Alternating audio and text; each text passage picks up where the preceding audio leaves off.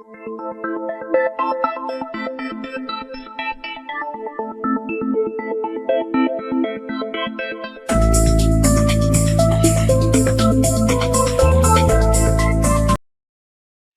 Bashar from Switzerland. I had a question regarding the hybridization agenda that you mentioned, that we can choose to become the sixth hybrid race. And I'm asking what is so beneficial for us to become this hybrid race, since we are mixing our DNA with a race that went through a negative path. Of course, they went through a big transformation, but what are we gaining from becoming this hybrid race, since we are receiving a lot of downloads and information from you, but in terms of the DNA exchange, what is the win situation for us? Thank you for your reply. Have a nice day. You have a misunderstanding. You are not mixing DNA with a group that went through a negative path. You're mixing with the hybrids who have never experienced that path. The grays experience the negativity, but the hybrids have not. Therefore, you are mixing with a different form of humanity that has never experienced negativity.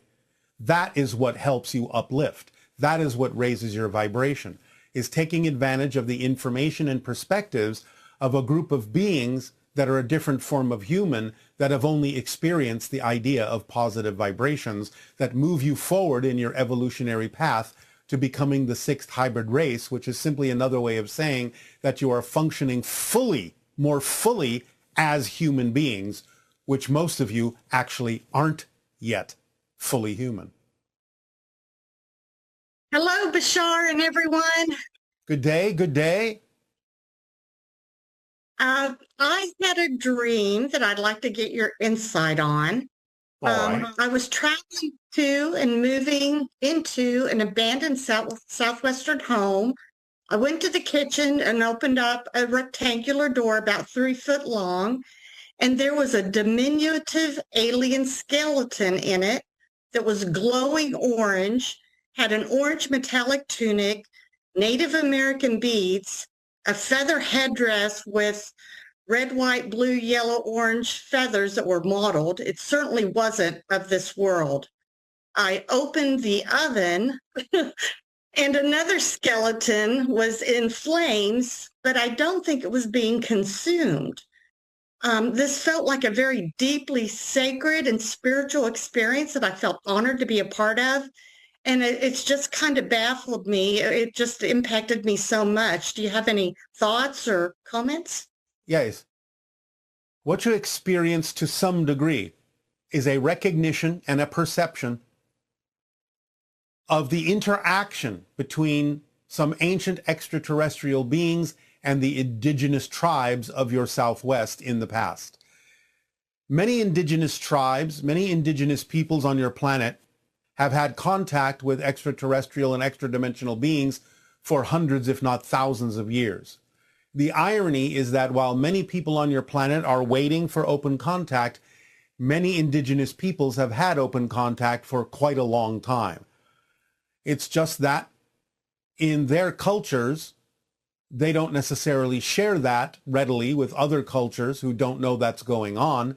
And in the cultures that don't know it's going on, their belief systems often prevent them from accepting the fact that that's been happening in the indigenous cultures. So on one level, you're perceiving the fact that this has been going on for quite some time.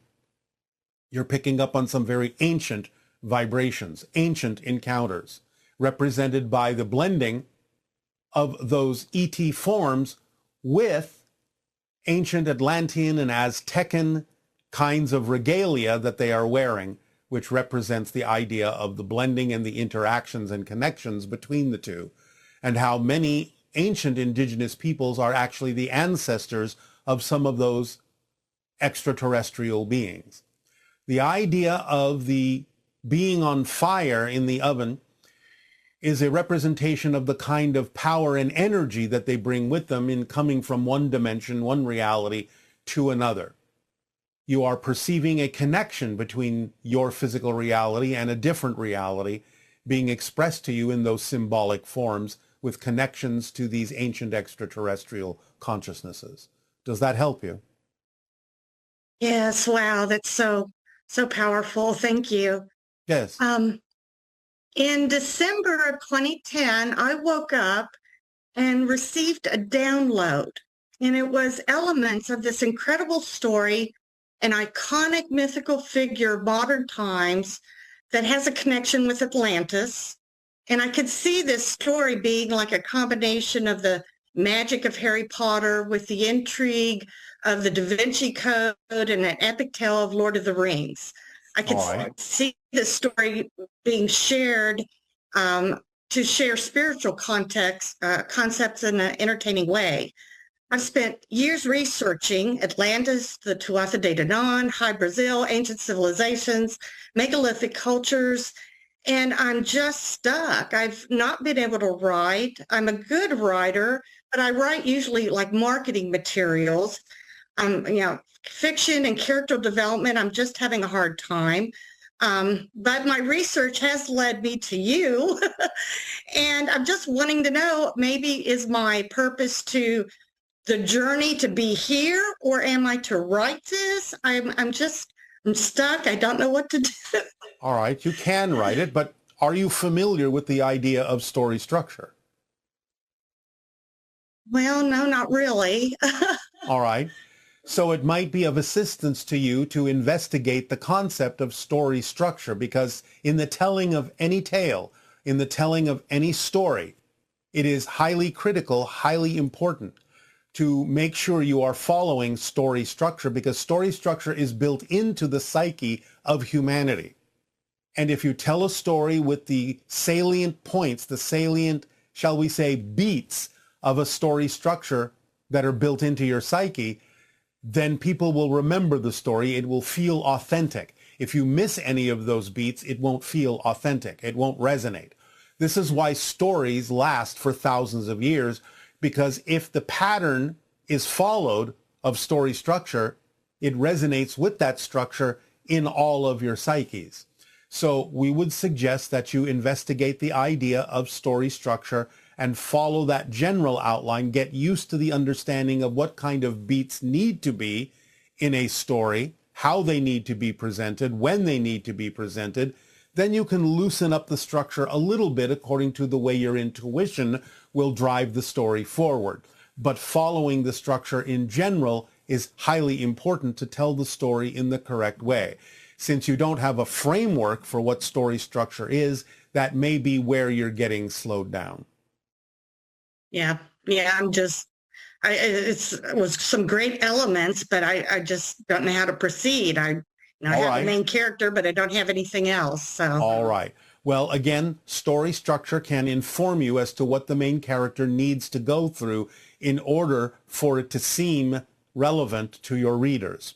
You may avail yourself of many books that exist in your society about story structure, one of the most popular being the idea called The Hero's Journey by Joseph Campbell. Yeah, I'm familiar with that one. So, yes. Have you read it? Have you read it? No, but I am familiar with Joseph Campbell. I've read several of his books. So. All right. Well, you have not read The Hero's Journey then? No. All right. That is the one specifically that outlines the idea of story structure. You can also I'll look into that. You can also avail yourself of several that are connected to the idea of the film industry, because they also talk about the importance of story structure, even though it may be presented in filmic terms. Yeah. So great. Thank you. Familiarize yourself with that. And when you understand the story structure, it will inform your character and inform you as to what your character needs to experience. Wonderful. So after this download, I made a commitment to it that I would follow wherever that took me. And a few months later, my longtime marriage ended. And just kind of to summarize briefly, I kind of went into a dark night of the soul. How One morning I exciting. woke up and there was an energetic presence. Yes. And immediately Paul McCartney's song, Let It Be, when I find myself in times of trouble, Mother Mary will come to me. And I just got this overwhelming sense of unconditional love. Yes. And then a few minutes later, I had a vision of a woman in a scarlet dress who was a very strong, spirited woman, but also very loving. And these experiences just baffled me. A couple of days later, I was in a state of well-being and bliss immediately, but that lasted a couple of days. And I knew this was real because my reality had been completely altered. Yes. It's up to you to continue the vibration once you've been exposed to it. All you have to do is remember what that felt like when that vision came to you, and you're actually back in that frequency, even though it may feel different. What is the origin of these? I just called it energetic presence, but yes, but you called upon the idea of Mary as a reflection, but not the Mother Mary. You called upon the Magdalene. Okay. Hence the scarlet Wonderful. dress. Yes, yeah, okay, that makes sense. Thus, final, oh, go ahead. Yes, thus the idea of standing within your self-empowerment, being the one to tell the stories, being the one to hold the information, the one to spread it among the people. This is what the Magdalene was responsible for, in taking the information that was provided by the individual known as Jesus and spreading it among the disciples. The Magdalene was the primary disciple responsible for spreading the information.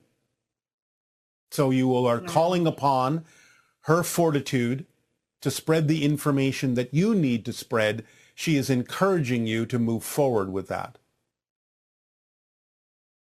Well,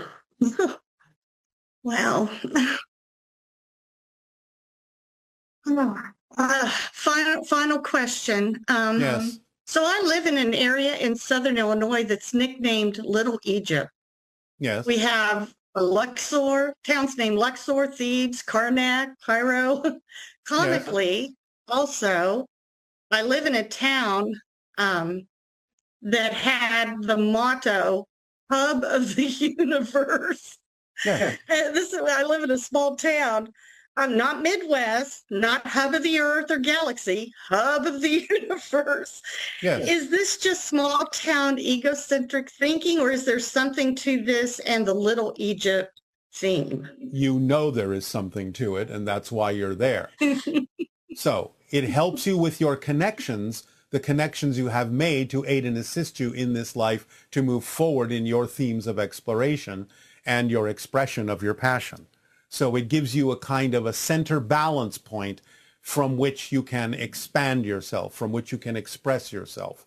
So it is usable and recognizable as the energy of a vortex that you can draw upon to center yourself, balance yourself, and come from your center to be the hub of your universe.